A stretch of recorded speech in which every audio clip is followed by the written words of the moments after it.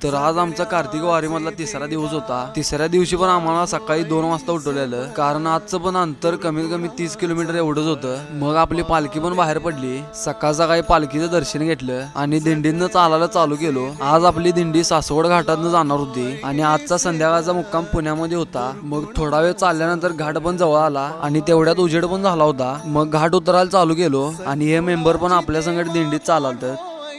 घाट उतरताना cinematic video करायचं म्हणलं। मुखी नाम घोष